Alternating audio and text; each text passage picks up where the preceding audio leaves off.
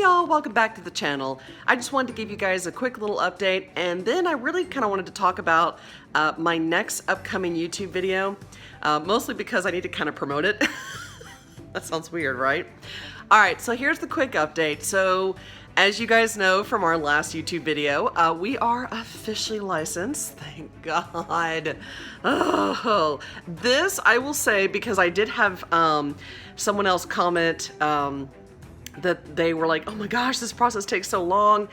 And I meant to address that in the prior video when I announced that we were licensed. So I do apologize. I know I try to respond to y'all's comments as much as possible by typing out my response, but sometimes I do what I can to also verbally, kind of in person, respond to your comments. So how do I put this? To answer your question, I mean, the process can take a while. So as I'm sure many of you now know by now, I live in Houston, Texas. And in Texas, for the entire state really, the average time can take anywhere from 3 to 6 months to be licensed. And that is literally because, really, that's just because of your family dynamics. It depends also on how soon you guys are able to complete your to-do list that's given to you not long after orientation, and really once you have an approved application. It also depends on your family life. There are a lot of people who actually put delays on their file, because one of the things that somebody commented on one of my videos was how long this process takes. So there's kind of a reason for that. You have to understand that these children that are coming through the foster care system, they're coming from a really hard place. And you're probably wondering, well, what exactly is a hard place? So a hard place is where a home has been deemed either in deplorable living conditions, and that is a umbrella term. I mean, it could really mean anything. It could mean that the structure of the building isn't sound. There's mold. There's some sort of bug infestation. I mean, it could be like that TV show Hoarders, and that actually does happen. There are also the reasons why children come into foster care is because of neglect, which can be physical and emotional, and medical. It can be abuse of any kind, sexual, physical, emotional. The unfortunate parts of children coming in could also be sex or human trafficking, or rape. This is on your heart. If this is something you really are thinking about, I would really strongly encourage you to go just to an orientation.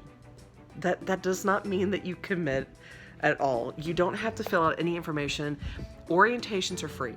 Go to an orientation, or find out in your community, and it may not be at your church, and that's okay, because you've got to be open-minded. You've got to kind of expand yourself. But a lot of churches, they often have support groups for foster and adoptive parents. Sometimes your state, the actual state agency, the actual Child Protective Services, they may actually have a support group. Get involved in a way that you're not having to go through the actual process of licensing, but maybe you're just trying to understand from other people's point of view. So get involved that way. Try to learn a little bit more about this and see if this is where you guys should be. If it's on your heart, that doesn't necessarily mean that you need to license as a foster or adoptive parent. Maybe you guys could be respite, where you could provide a weekend for a foster family or an adoptive family while you take care of their child or children, just for a weekend. Maybe while they have some couple time or alone time. Maybe instead of being a respite provider, maybe you could be a volunteer and you could be a hospital sitter. I don't know how that works for every state. In Texas, you would have to contact the Department of Family Protective Services, also known as DFPS. You may also be able to just volunteer at certain foster and adoption events where you can help hand out pamphlets, or you can direct people to resources. There's ways of giving back. There's ways of exercising your love and your nurture in such a way that really helps the foster and adoptive community. Donating used clothes from your child, providing meals for foster and adoptive families, by giving them a grocery gift card from one of your local grocery stores, or having I can't tell you how many times I've had Pizza Hut or Domino's delivered to a family. Sometimes just for lunch, sometimes for dinner. You know, there are ways of helping people. There are. So, you know, think about that if this is weighing on your heart, but maybe you don't feel quite ready to take that step to license.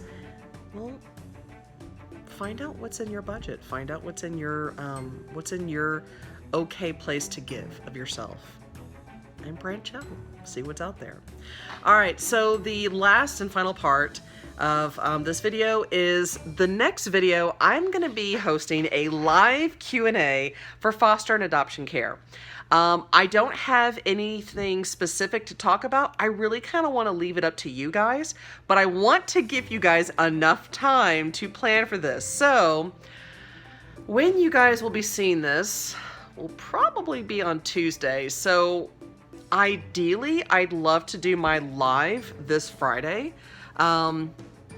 And I would honestly do it in the evening, so probably around 7 p.m. Central Standard Time. So try to figure that out with your time zone if it's different. But I want to try to open it up a little bit, do something different so that we can actually connect a little bit and actually talk in live, which would be so fun, I think. And I want to try to give you guys time to think of some questions. Think of things that maybe I haven't discussed yet. I don't even know. I forget sometimes what I know. And then when someone asks me a question, I'm like, wow, I actually know a whole lot about this.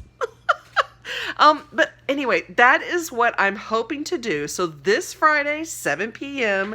Central Standard Time, I plan to host a live Q&A through YouTube.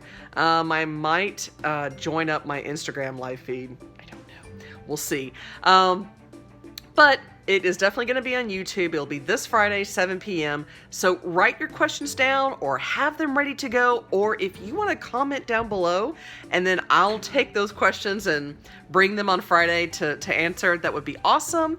I hope this is enough time. And I really do hope you guys show up. Please share as many with your friends and family as possible. I would love that, because I don't want to like show up and then there's like one.